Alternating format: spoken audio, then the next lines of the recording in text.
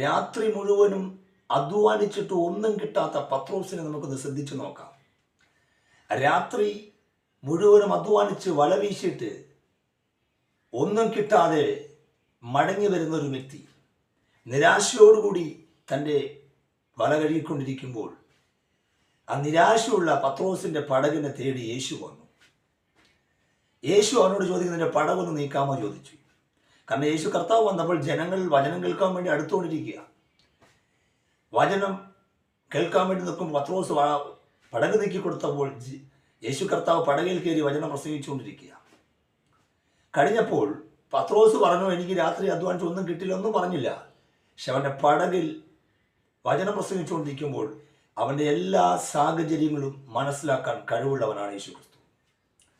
അവനോട് പറഞ്ഞു, പത്രോസേ, നിന്റെ വല ആഴത്തിലേക്ക് നോക്കി ഇറക്കുക എന്ന് പറഞ്ഞപ്പോൾ പത്രോസ് അപ്പം പറയണ, നാഥാ, രാത്രി മുഴുവൻ ഞാൻ അധ്വാനിച്ച് എനിക്ക് ഒന്നും കിട്ടിയില്ല, എങ്കിലും നിന്റെ വാക്കിലാണ് ഞാൻ വലയിറക്കാം എന്ന് പറഞ്ഞു.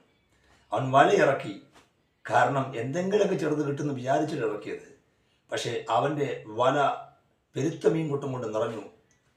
അവൻ്റെ പടക് നിറഞ്ഞു. അടുത്ത പടകിനെ മാടി പിടിച്ചു, അതും നിറഞ്ഞു.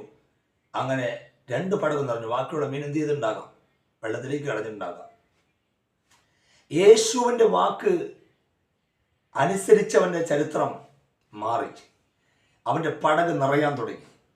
അവൻ എന്ത് ആഗ്രഹിച്ചു, എന്ത് ലഭിച്ചില്ലെന്ന് പറഞ്ഞ് വിഷമത്തോടിരിക്കുന്നു, അവനെ തേടി വന്ന് അവനോട് പറഞ്ഞ്, നീ ആഴത്തിലേക്ക് നോക്കി വലയെറിയാന്ന് പറഞ്ഞപ്പോൾ രാത്രി മുഴുവൻ അധ്വാനിച്ച അതേ സ്ഥലത്ത് തന്നെ പെരുത്ത മീൻകൂട്ടം അവൻ്റെ പടകിലേക്ക്, അല്ല അവൻ്റെ വലയ്ക്കകത്തും പടകിലേക്ക് നിറച്ച യേശു, ആമേൻ, നിങ്ങളോടൊരു കാര്യം പറഞ്ഞിട്ടുണ്ടെങ്കിൽ, അവൻ്റെ വാക്ക് നിങ്ങൾ അനുസരിച്ച് മുന്നോട്ട് പോകുന്നെങ്കിൽ, ആമേൻ, നിന്റെ പടക് നിറയും, നിന്റെ ജീവിതത്തിന്റെ ചരിത്രം യേശു മാറ്റുമെന്ന് വ്യക്തമായി വിളിച്ചു പറയട്ടെ. മരണത്തിലേക്ക് പോകുവാൻ നീ ആഗ്രഹിച്ചു നിൽക്കുന്ന വ്യക്തിയാണോ?